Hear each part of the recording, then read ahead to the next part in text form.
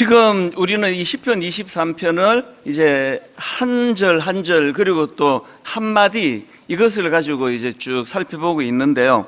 오늘은 시편 23편 3절입니다. 내 영혼을 소생시키시고, 이 한마디를 이제 가지고 쭉 살펴보려고 준비를 했는데요. 저는 이 내 영혼을 소생시키시고 이거를 묵상하다가 예전에 나왔던 그 김주환 교수의 회복 탄력성이라는 책이 생각이 났습니다.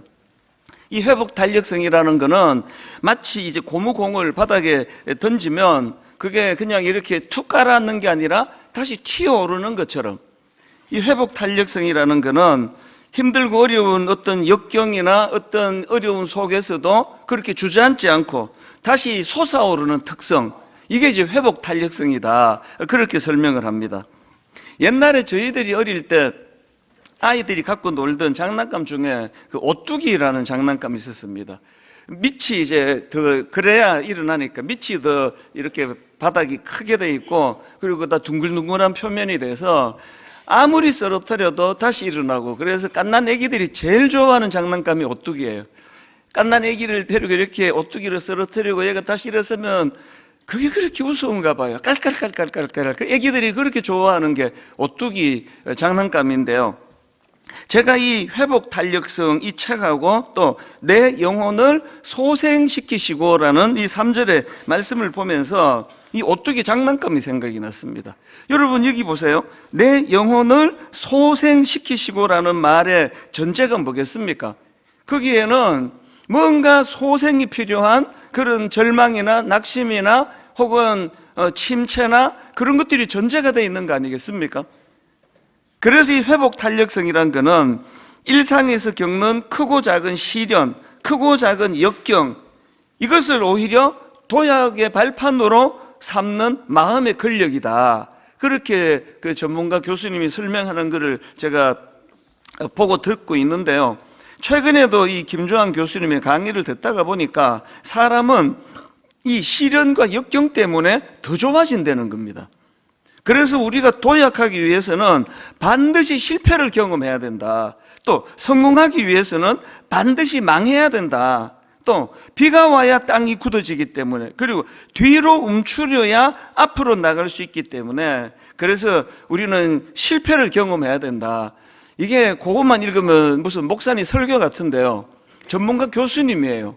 회복 탄력성이라는 이 내용을 강조하는 전문가 교수님이 그러면서 이제 성공하고 싶으십니까? 그러면 실패하는 노력을 하래요. 실패하는 노력을 기울여야 한다. 한 시대를 흔든 위대한 리더들, 뭐 그때 이제 이순신 장군 또 윈스턴 처칠 막 이런 사례를 쭉 들면서 이 모든 위대한 리더들에게 공통점이 있는데 하나같이 큰 고통과 시련을 겪었다는 공통점이 있다는 겁니다. 그래서 그들은 역경에도 불구하고, 요 불구하고에 따옴표를 넣어가지고요, 역경에도 불구하고 위대한 업적을 이룬 게 아니라 역경 덕분에, 이 덕분에도 이 따옴표를 넣어가지고 역경 덕분에 위대한 업적을 이룰 수 있었던 것이다.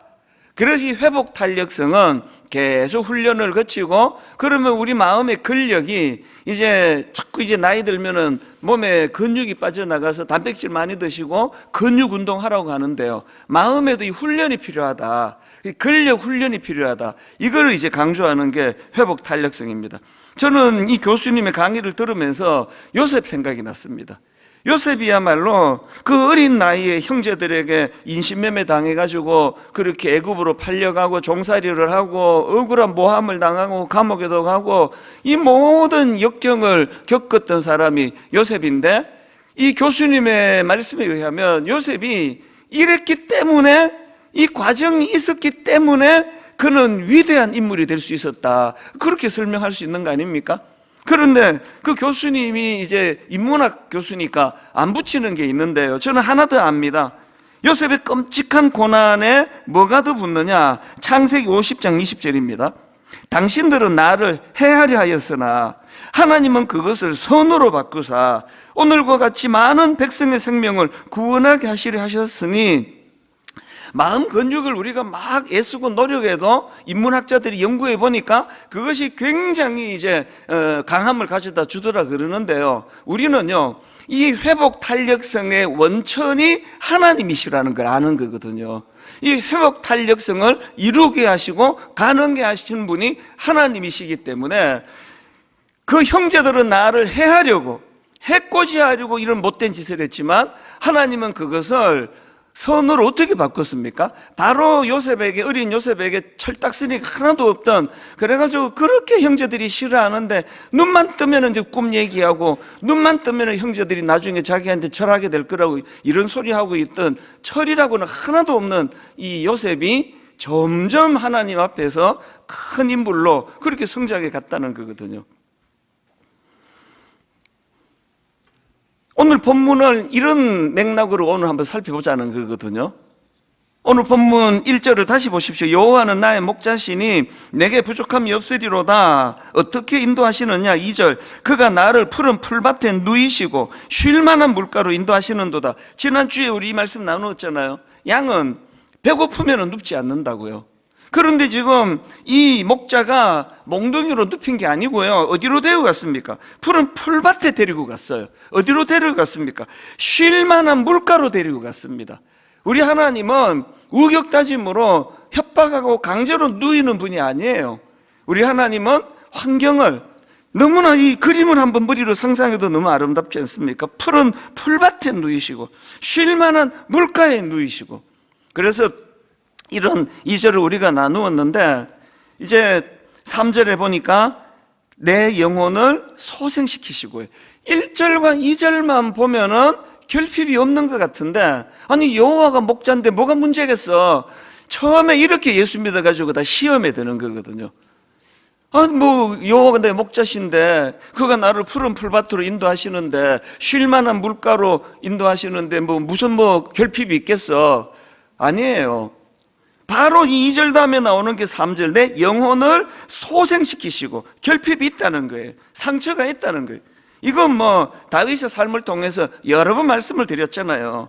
다윗이야말로 외부적인 요인 때문에, 그 악한 권력자가 자기를 죽이려고 달려드는 것 때문에 절망을 경험했던, 오랜 세월을 고통했던 경험이 있고, 또 본인의 잘못으로 상상하기 어려운 악한 짓을 저질러서 또 엄청난 내면의 고통으로 마음의 기쁨이 다 사라져 버렸다고 절망하는 이런 일들이, 이런 결핍이 다윗에게 있었단 말입니다. 그런데 여러분, 그 내용을 여러 성경 구절에서 다윗이 자기의 절망을 토로하는데 한 구절만요, 시편 3편 1절입니다. 이 다윗이 쓴 이 시를 보십시오. 시편 3편 1편, 여호와여 나의 대적이 어찌 그리 많은지요, 일어나 나를 치는 자가 만소이다. 이 한마디 안에 그의 결핍이 느껴지잖아요. 그의 영적인 침체가 느껴지지 않습니까? 그런데 다윗은 우리 모두가 다 알지만, 아까 그 교수님의 주장에 의하면 일상에서 겪는 크고 작은 역경, 시련, 어려움을 오히려 도약의 발판으로 삼은 인물이다. 그게 이제 회복 탄력성이거든요. 수많은 다윗이 겪는 시련이, 그것이 오히려 그걸 극복했기 때문에 위대한 인물이 된 것도 있지만, 그 과정 자체가, 그 고난이 다윗으로 하여금 굉장히 강인한 지도자로 그렇게 키워주셨다. 그래서 여러분, 지난주에 제가 필립 켈러라는 분 말씀드렸잖아요. 이분이 양과 목자라는 책을 썼는데, 이분은 8년 동안이나 직접 이제 양을 기른 목자 경험이 있기 때문에 내용이 참 생생하다고 그런 말씀을 드렸는데요. 이 필립 켈러가 양을 키우다 보니까 놀라운 걸 자기가 발견한 거예요. 이 양이요, 이렇게 넘어지면서 만약에 뒤집어지잖아요. 그러니까 이 네 다리가 하늘을 향해서 그럴 수도 있을 거 아닙니까? 그냥 약간 꼬꾸라지면 다시 일어서 가는데, 양이 이렇게 거꾸러지면은, 뒤집혀지면 스스로 일어날 수가 없다는 거예요. 그 내용을 한번 읽어 드릴게요. 뒤집힌 양은 애처롭다. 등이 땅에 닿아 있고 내 발이 허공으로 들려진 그 양은 일어나기 위해 미친 듯이 바둥거리지만 혼자서는 어쩔 도리가 없다. 때로 도움을 바라고 잠시 소리내어 울기는 하겠지만 일반적으로 양은 두려움과 좌절감에 빠져 심히 발버둥을 치며 그곳에 누워 있게 된다. 만일 목자가 빠른 시간 안에 그 현장에 도착하지 못할 경우 양은 죽고 말 것이다. 이게 나약한 양의 모습이거든요. 그래서 이분이 이제 자기가 직접 경험한 거죠. 목자들은요, 자주 양의 숫자를 센대요. 자주. 그래서 한 마리가 없네? 그러면 걔는 지금 뒤집어진 거죠. 어디 가서. 그때 까불다가 자빠져가지고 뒤집어져 있는 거예요. 그래서 양이 예수님이 왜 그 99마리를 두고 한 마리를 찾으러 간다는 그 뒤집어져 있는 거예요. 추측한데. 근데 여러분이 웃으니까 뒤집어지는 거예요. 이렇게 좋아하시는데 뭐. 그래서 여러분, 지금 여러분 인생이 뭔가 지금 침체에 빠져 있고, 믿음도 마찬가지, 신앙이요, 막 이렇게 막 항상 상승 곡선을 타지 않습니다. 이 목사들에게 제일 고뇌가 그거거든요. 여러분은 뭐 업다운이 있어도 되지만 제가 업다운이 있으면 안 되잖아요. 2주에 한 번씩 제가 다운이 되면 여러분들이 우리 목사 오늘 다운되는 날이다. 오늘은 갈보리 교회 가자. 이렇게 되는 거 아니겠습니까? 그래서 사실은 엿새 동안에 업다운이 많죠. 우울할 때도 있고, 마음이 너무 힘들 때도 있고, 무겁고, 지난주 내내 전화 받고 이러면 머리가 되게 복잡해도 또 서서는 한결같아야 되니까. 그래서 이게 저희들한테는 굉장히 어려운 일이에요. 내면에도 마찬가지거든요. 그래서 여러분, 지금 여러분의 상태가 그 양이 넘어져 뒤집혀진 것 같은, 아무리 내가 애를 쓰고 노력을 해도 도대체 이제는 일어나지지가 않는다는 분에게 제가 2가지 오늘 권면을 드리고 싶은데요. 첫 번째가 뭐냐? 여러분 그런 상태에 빠져 계시면 영혼의 소생을 위해서 소망을 하나님께 주는 거예요.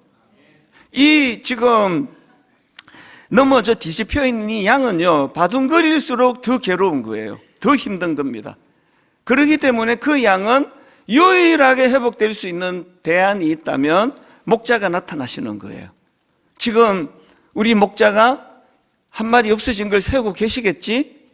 소망을 목자에게 주는 겁니다. 그게 3절입니다. 여호와가 나의 목자시니 내게 부족함이 없으리로다라고 고백할 수 있는 건 내가 완벽하게 로봇처럼 갈등이 하나도 없는 삶이 됐다는 게 아니라 철딱서니가 없어서 맨날 우리는 그 이사야서에 나오잖아요. 우리는 각기 제 길로 가는 존재. 양이 그렇대요. 걸핏하면은 제 길로 가버리고, 여기가 움푹 파여가지고, 여기가 좀 좋은 것 같으네. 그러면서 들어가다가 꼬꾸라져 버리고, 이런 것들이 우리 인생이지만, 그러나 여전히 나는 여호와가 나의 목자시기 때문에 부족함이 없는 거는 오늘도 목자 대신 그분이 양 한 마리 어디 갔어? 이 박권사 왜 꼬꾸라져 있지? 그 주님이 우리의 목자시기 때문이라는 거예요. 그 박권사는 막 한 거니까요. 놀라지 마세요. 김 권사로 할까요? 내 영혼을 소생시키시고.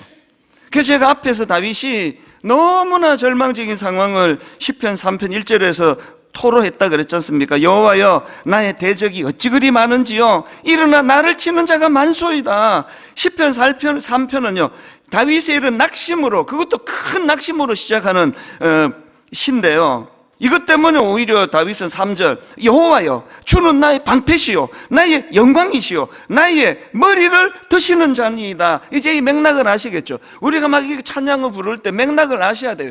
다윗이 이 3절을 왜 노래했다고요? 그는 지금 영적인 침체가 온 거예요. 그는 악한 것들이 너무나 자기를 죽이려고 달려들어 마음이 무너져 있는 거예요. 그는 지금 양으로 치면 넘어지면서 뒤집혀 있는 거예요. 다리 4개가 지금 허공에 떠 있는데 더 지금 절망적인 거는 뭐냐 하면은요, 그 책의 저자가 하는 말이, 양이 그렇게 이제 뒤집혀 있으면은요 공중을 빙빙 도는 독수리나 매 같은 날짐승이 나타난대요. 기가 막히게 나타나죠. 본능이니까. 그 장면 한번 상상해 보시겠습니까? 지금 뒤집혀갖고 다리 4개가 허공을 바둥거리는데 자기 힘으로는 일어날 수가 없는데 이렇게 이제 뒤집혀 보니까 매가 지금 날고 있어요. 왜 빙빙 돌고 있습니까? 저 양이 기운 빠질 때까지 기다리는 거죠. 그래갖고 또 다른 책에 보니까요, 그렇게 기운이 빠질 때 확 달려들어가지고 눈을 파먹어 버린다, 이제 그런 책을 제가 본 적이 있습니다. 이 양의 심정을 여러분 아시겠습니까? 그런데 놀라운 게 뭐냐 하면은요, 자기는 지금 양다리가 하늘을 향해서 바둥거리고 있고, 보니까 지금 독수리가 매가 지금 기운 빠질 때까지 빙빙 돌고 있는 그 절망적인 상황이, 그게 희망이 되는 거예요. 왠지 아십니까? 그 책에 보니까요, 목자가 양을 세고 한 마리가 없네? 그러면 본능적으로 하늘을 본대요. 왜일까요? 독수리가 빙빙거리는 그 근처 가면 된대요. 이게 기가 막힌 그 책에서 제가 발견한 하나님의 일하심이에요. 원수들이 여러분 위에 빙빙 돌고 계시나요, 지금? 여러분을 너무, 이럴 때 남편이 딱 떠오르시면 안 됩니다. 누군가가 지금 여러분 머리 위로 빙빙 돌고 있으면 그게 너무 낙심이 되고 절망적인 상황인데, 그게 희망이라는 거죠. 얘는 도움이 필요해. 목자 되신 주님이. 그래서 그게 지금 그 3절에서 여호와여 주는 나의 방패시요 나의 영광이시요 나의 머리를 드시는 자니이다. 그리고는 5절에서 이렇게 그가 선포합니다. 내가 누워 자고 깨었으니, 이제 불면증이 없어졌네요. 내가 누워 자고 깨었으니 여호와께서 나를 붙드심이라. 그래서 이제 용기가 생긴 거죠. 6절, 천만인이 나를 둘러치려 하여도 나는 두려워 아니하리이다. 자기가 1절에서 나는 대적이 어찌 이렇게 많은지, 그래서 절망으로 시작했는데, 천만인이 나를 둘러치려 하여도 나는 두려워 아니하리이다. 자기가 이제 드디어 바둥거려 가지고 일어나게 된 거 아니에요. 다시 이제 그 매를 피해 가지고 도망간 게 아니에요. 상황은 똑같아요. 그런데 여호와가 나의 목자시니 내게 부족함이 없으리로다. 목자가 계시는 거구나. 그래서 여러분, 이래도 일이 안 되고 저래도 일이 안 되면은요, 그때는요, 여러분, 소망을 하나님께 두십시오. 하나님께 소망을 두라, 이렇게 제가 적었는데, 소망에다가 강조를 좀 두신다면 소망을 하나님께 두라. 그래서 여러분 시편 62편 1절에도 보니까 나의 영혼이 잠잠히 하나님만 바라며, 나의 영혼이 잠잠히 하나님만 바라며, 방송실에서 하나님만 바라며를 좀 굵은 색깔을 좀 넣어주면 좋겠고요. 나의 영혼이 잠잠히 하나님만 바라며. 왜? 나의 구원이 그에게서 나오는도다. 또 5절, 나의 영혼아 잠잠히, 여기도요, 하나님만 바라라. 왜? 뭘 알았습니까? 나의 소망이 그로부터 나오는도다. 그래서 여러분이 아무리 애를 써도, 아무리 바둥거려도 내 힘으로 할 수 없다는 것이 자각이 된다면, 하나님이 양 숫자를 세고 계실 때예요. 이 한 마리가 어디 갔지? 그리고 하늘을 드는 거죠. 독수리가 빙빙 도는 그 길을 찾아간다고. 제가 이 설교를 준비하다가요, 차준희 교수라고 한 세대 교수님인데 구약학인인데요, 이 교수님의 간증을 듣고 제가 막 전율이 느껴지는 걸 경험했습니다. 이 교수님이 8살 때 교통사고를 당했대요. 엄마하고 이제 초등학교 입학하고 얼마 안 있다가 3월인데요, 어머니하고 함께 학교를 갔다가 오는 길인데, 이제 길을 건너는데 이제 그때는 막 까불 때잖아요. 그래서 엄마 손을 뿌리치고 먼저 달려가다가 차에 치여가지고 교통사고를 당했다는 겁니다. 그래서 불행하게도 오른쪽 다리를 절단하고 의족을 쳤대요. 어릴 때부터 이제 다리를 그렇게 절단할 수밖에 없었는데요. 그래서 이제 겨우 목숨을 건지고 병원으로 실려가가지고 무려 6, 7개월 동안에 수술하고 재활하고 수술하고 재활하고 이런 것들을 다 거쳤는데요. 교회에서 신방을 오셔가지고 찬송을 부르고 또 기도해 주시면은 이 아이가 기분이 그렇게 좋았는데, 엄마랑 단둘이 있으면 그 어머니가 그 쇼크가 이만저만 하겠냐고요. 자기가 지금 손잡고 길을 건너는데 얘를 내가 보호하지 못했다는 그 죄책감 때문에 이 엄마랑 단둘이 있으면 그 엄마가 계속 입버릇처럼 우리 둘이 같이 죽자, 그 어머니의 마음이 이해가 되잖아요. 그러나 또 8살짜리한테는 해서는 안 되는 말이잖아요. 우리 둘이 같이 죽자. 그런데요, 이 믿음 좋은 8살짜리, 몸은 철딱서니가 없는 개구장인지 몰라도 그 8살짜리에게 믿음이 있는 거예요. 그 엄마가 자꾸 우리 둘이 같이 죽자 그러는데요, 그 8살짜리애가 하는 말이, 엄마, 그렇게 죽고 싶으면 혼자 돌아가세요. 내가 인생을 8년밖에 안 살았는데 앞으로 반바지만 안 입고 수영장만 안 가면 되는데 이것 때문에 왜 죽어야 됩니까? 이 믿겨지십니까? 이게 8살 수영장만 안 가고 반바지만 안 입으면 되는데 내가 왜 죽어야 됩니까? 8살짜리 아이에게 이런 생각을 누가 줬다고 생각하십니까? 이게 그 아이에게서 든 생각은 절대 아니라고 생각하거든요. 그리고 신학교 교수님인데 없는 말을 하시겠냐고요. 지금도요, 연세가 많이 드셨지만 어머니는 그 사고 난 그 현장을 어머니는 생각을 못 하신대요. 그게 너무 충격이 돼가지고. 그 어머니 입장에서는 아들 다리를 잃어버린, 아들 한쪽 다리를 절단하게 만든 그런 장소인데요. 이 목사님은 이제 교수가 되시고 이제 신학을 제대로 공부하시니까요, 이 목사님은 그 사고 난 그곳이 내 다리 하나를 잃은 곳, 내가 죽을 뻔한 곳이 아니라 하나님이 자기를 살려주신 곳으로 기억이 된대요. 그래서 놀랍게요, 그 건축으로 이사를 갔대요. 건축으로 이사를 가서 매일 이제 하나님이 나 목숨을 살려주신 것, 인생은 해석이라니까요. 그 의미 부여를 그게 다는 거죠. 하나님께서 나를 살려주신 것, 모르긴 해도 교수님이 그 길을 왜 이사 가가지고 보겠냐고요. 나 시시하게 살면 안 된다, 그거 아니겠습니까? 하나님이 나 8살 때 살려주신 장소. 그리고요, 그 딸들도 이제 가끔씩 그 길을 이제 데리고 간대요. 그리고는 딸들한테 묻는데요, 너 저기가 어딘지 알지? 하도 많이 물으니까 걔가 알아. 아빠 사고 난 것이잖아. 그러면 아버지가 교정해 준대요. 아니, 아빠가 살아난 것이야. 아빠 다리 절단하고 아빠 사고 난 것이 아니고 내가 살아난 것이야, 저기가. 그래서 건축으로 이사가 가지고 이번 표현으로 그걸 성지처럼 생각한다, 자기는. 여러분, 여러분의 아픔이 아픔으로 남아있으면 여러분은 기도를 더 하셔야 돼요. 여러분의 그 고통이 여러분이 웅덩이에 자빠져가지고 다리 4개가 하늘을 향해 끔찍하게 나 죽이려는 독수리가 하늘을 빙빙 도는, 그래서 트라우마가 생기고 그 근처도 못 가고 그런 일이 계시다면 바꾸어 생각하셔야 돼요. 그런 절망적인 상황에 양의 숫자를 세시고 그렇게 나를 구해주신 장소, 이게 여러분의 고난이 이게 회복 탄력성이 되기 위해서는 이런 재해석이 필요하다는 거거든요. 저는 여러분들이 시편 80편 7절이요, 만군의 하나님이여 우리를 회복하여 주시고 주의 얼굴에 광채를 비추사 우리가 구원을 얻게 하소서. 우리를 회복하여 주시고 우리를 회복하여 주시고, 이 3절에 나오는 말씀 아닙니까? 그런가 하면은 두 번째로 우리 영혼의 소생을 위해서 하나 더 하셔야 되는데요, 선포하라는 겁니다. 선포하라는 거죠. 뭘 선포합니까? 첫 번째 걸 선포하라는 거죠. 소망이 하나님께 있다, 이 선포하라는 거예요. 자꾸 선포하라는 겁니다. 그래서 시편 23편은 선포로 시작되잖아요.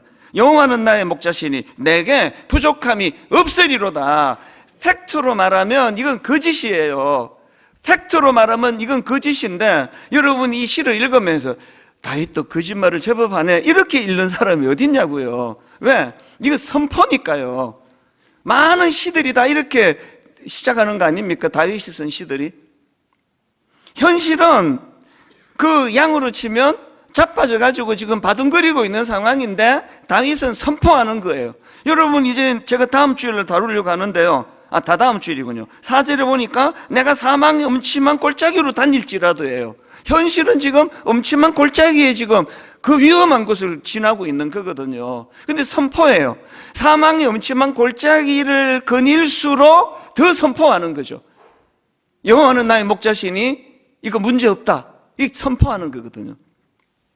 제가 이번에 로이드 존스 목사님이 쓴 영적 침체, 저는 이 책을 2권 사놓고요, 한 권은 저희 집에, 한 권은 교회에다 두고 가끔씩 이제 마음이 이렇게 가라앉고 침체가 되면 저는 이 책을 뒤집어요. 그리고 제목만 봐도 마음이 힘을 얻는 게 영적 침체라는 책인데요, 이 책에 보면은 42장을 가지고 풀어 설명하는데, 42장은 낙심한 사람, 낙담에 빠진 사람, 영적 침체에 빠진 사람을 이렇게 그리고 있습니다. 42장 5절, 내 영혼아 네가 어찌하여 낙심하며 어찌하여 내 속에서 불안해하는가. 또 11절, 내 영혼아 내가 어찌하여 낙심하며 어찌하여 내 속에서 불안해하는가. 이걸 2번씩이나 이제 고백하면서 이 시가 전개가 되는데요, 그런데 로이드 존스 목사님이 그 험정력 번역으로 그 내용을 설명하더라고요. 험정력 번역이란 건요, 영어 킹 제임스 버전을 기준으로 번역한 걸 험정력이라 그럽니다.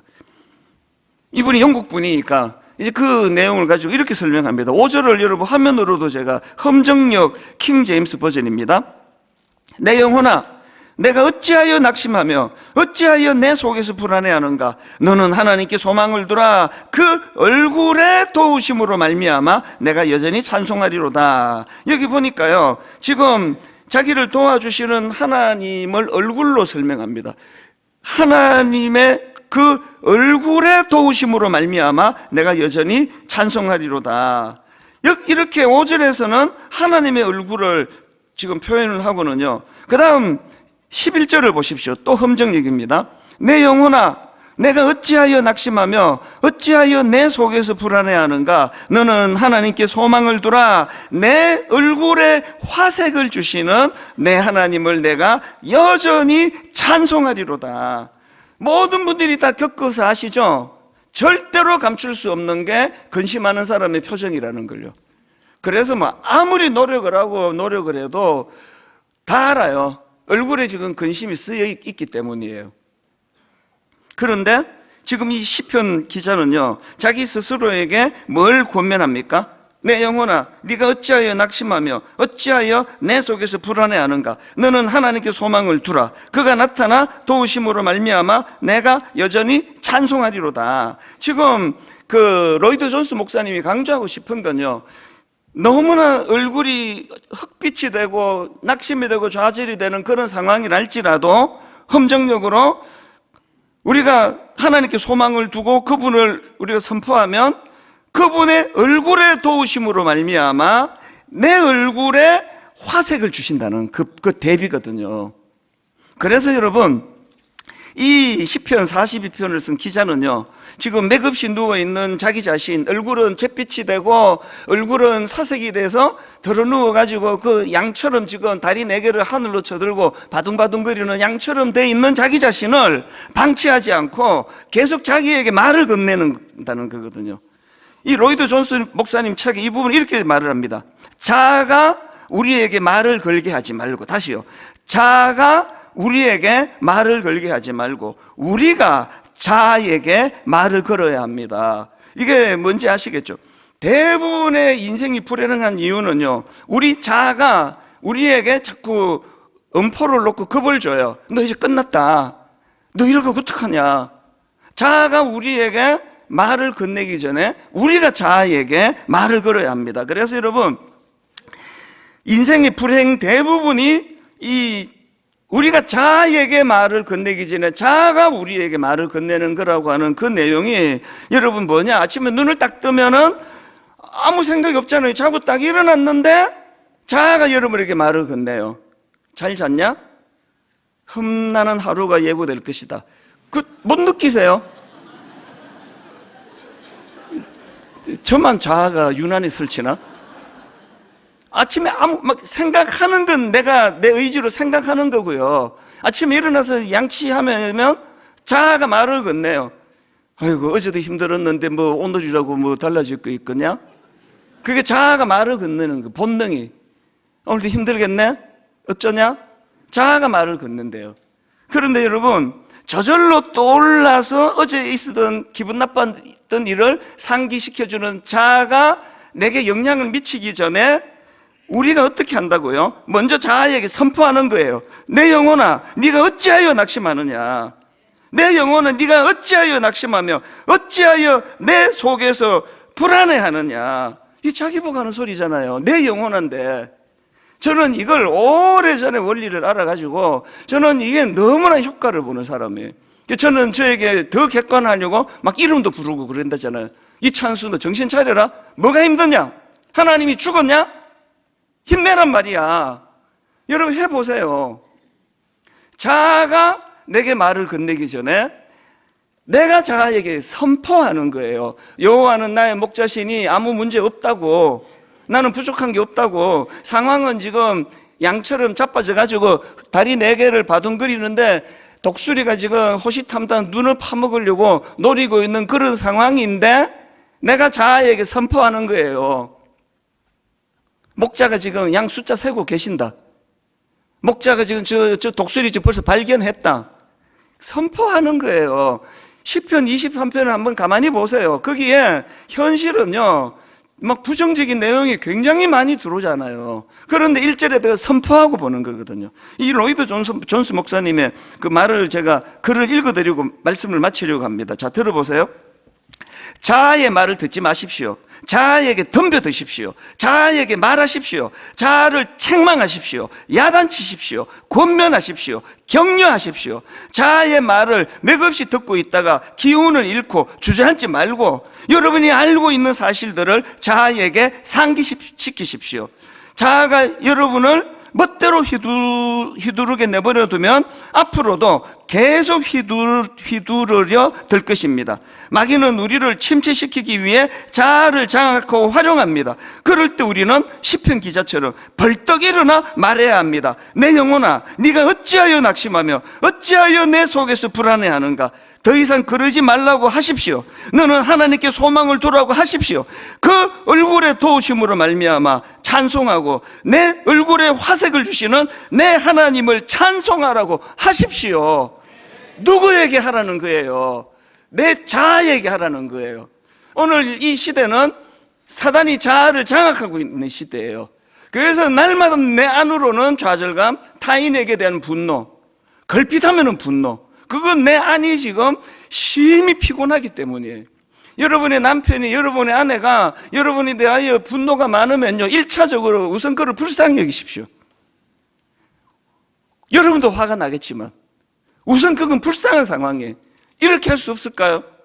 여러분의 아내가 아침에 뭔가 여러분에게 아무 일도 아닌 거 가지고 막 정색을 하고 그렇게 소리 지르고 그러면 이렇게 상상하세요. 영적인 영안을 열고 우리 아내가 지금 다리 4개가 하늘을 향해 바둥거리고 있는, 자기 힘으로는 일어날 수가 없으니까 짜증이 많이 났나 보다.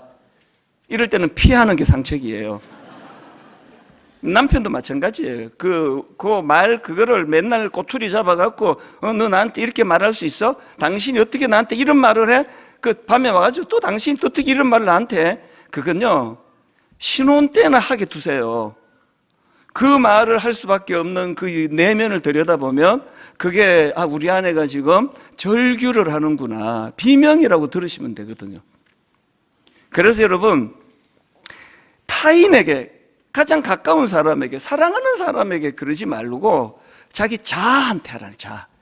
이찬수, 정신 차려라. 네가 목사잖아. 네가 네 이러면 어떡하냐. 자아에게 말하는 거예요. 그리고 여호와가 나의 목자시니 내게 부족함이 없으리로다. 선포하는 게 선포. 한번 따라 해보시고 이제 우리가 찬양을 부르겠습니다. 여호와는 나의 목자시니, 여호와는 나의 목자시니 내게 부족함이 없으리로다. 우리 찬양을 같이 부르면 좋겠습니다. 나의 영혼이 잠잠히 하나님만 바라며 나의 구원이 그에게서 나는도다. 그리고 선포입니다. 나의 영혼아 잠잠히 하나님만 바라라. 나의 영혼이 즐거이 여호와를 따르리라. 나의 소망이 그에게서 나는도다. 자기 자신에게 선포하면서 또 하나님께 올려드리면서 찬양합니다. 나의 영혼이 잠잠히 선포합니다. 하나님만 바라며 나의 구원이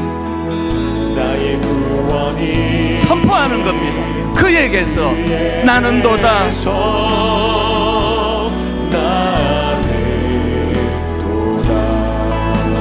나의 영혼아 잠잠히 선포하는 겁니다. 하나님만 바라라. 나의 소망이 선포하는 겁니다. 저에게서 나는 도다. 이 아침에 온 마음을 다하여 선포합니다. 오직 주만이 나의 반석, 나의 구원이시니 오직 주만이 나의 산성. 선포하십시오. 내가 요동치 아니하리.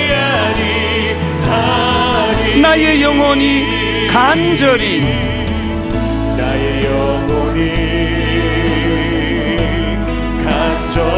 여러 가지로 힘드시죠?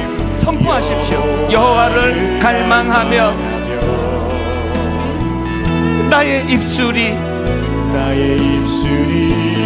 여호와를 찬양하리.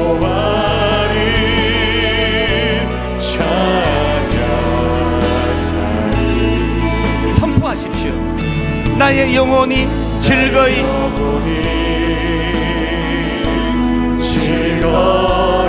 여호와를 따르리니 나의 평생에 여호와를 송축하리. 온 전심을 다하여 우리 자아에게 선포합니다. 오직 주만이 나의 반석, 나의 구원이시니 우리 자아에게 선포합니다. 오직 주만이 나의 산성, 내가 요동치 아니하리. 나의 구원, 나의 영광,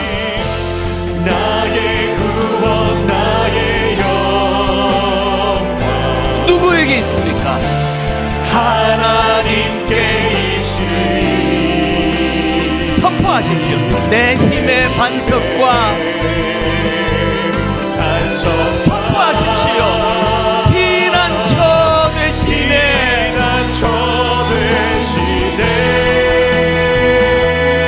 오직 주만이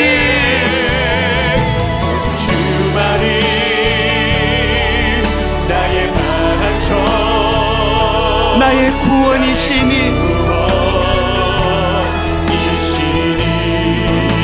오직 주만이 나의 산성, 내가 요동치 아니하리.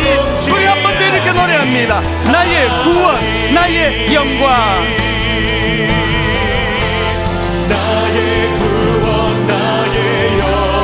이 아침에 우리 하나님 앞에 이렇게 올려드립니다. 하나님께 있으니 내 힘의 반석과 여호와는 나의 목자시니 피난처 되시네. 오직 주만이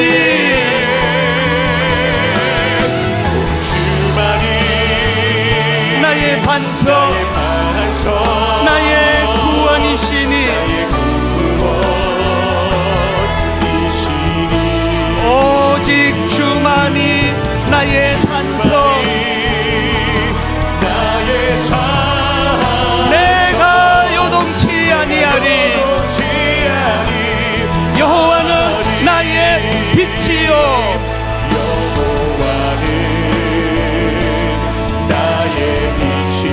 선포하십시오. 여호와는 나의 구원이시니 내가 누구를 두려워하리요. 믿음으로 힘있게 선포합니다. 생명의 피난처시니 주의 인자가 생명보다 나음으로 내 입술이 여호와를 찬양하리. 내 평생에 주를 찬양하며 주의 이름으로 내 손 들리라. 우리 다 자리에서 일어나셔서 다시 한번 여호와는 나의 빛이요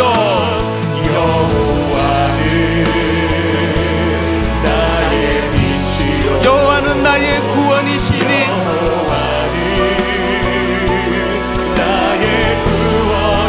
내가 누구를 두려워하리요. 여호와는 생명의 피난처시니 이 아침에 믿음으로 선포하십시오. 주의 인자가 생명보다 나음으로 내 입술이 여호와를 찬양하리. 내 평생에 주를 찬양하며 주의 이름으로 내 손 들리라. 주의 이름으로 내 손 들리라.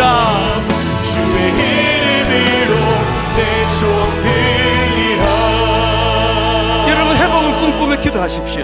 여러분 내 영혼을 소생시켜 주시는 그분 하나님, 내가 지금 영적인 침체에 빠져 있습니다. 하나님, 그 양처럼 지금 자빠져 있는데 일어날 수가 없습니다. 나를 해하는 독수리가 매가 공중을 맴돌고 있습니다. 그럴 때 내 영혼에게 선포하는 겁니다. 목자 대신 주님 양수를 세고 계신다. 독수리가 지금 상공을 저렇게 빙빙 도는 걸 보고 계시다. 나를 구원하러 달려오실 것이다. 믿음으로 선포하며 우리 합심해서 통성으로 같이 기도하시겠습니다. 살아계신 하나님 아버지, 오늘 이 아침에 하나님 앞에 예배자의 자리로 나아가게 해주시니 감사합니다. 우리 모든 아버지 성도들의 입술에서 여호와는 나의 빛이시라고, 여호와는 나의 구원이시라고, 그렇기 때문에 내가 누구를 두려워하겠느냐고, 여호와는 우리 삶의 우리 생명의 피난처가 되시기 때문에 우리는 두려움이 없으리라고 내 영혼에게 선포하기를 원합니다. 하나님, 오늘 이 예배를 통하여 목자 되신 주님이 내 인생에 개입해 주신다는 사실을 인식하고 다시 한번 힘을 얻는 아름다운 시간이 되게 하여 주시옵소서.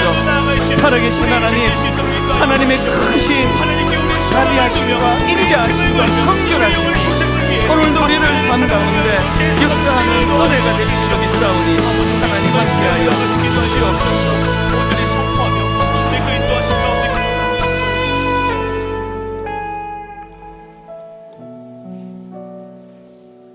여호와는 나의 목자시니 내게 부족함이 없으리로다. 그가 나를 푸른 풀밭에 누이시며 쉴만한 물가로 인도하시는도다. 내 영혼을 소생시키시고 자기 이름을 위하여 의의 길로 인도하시는도다. 아멘.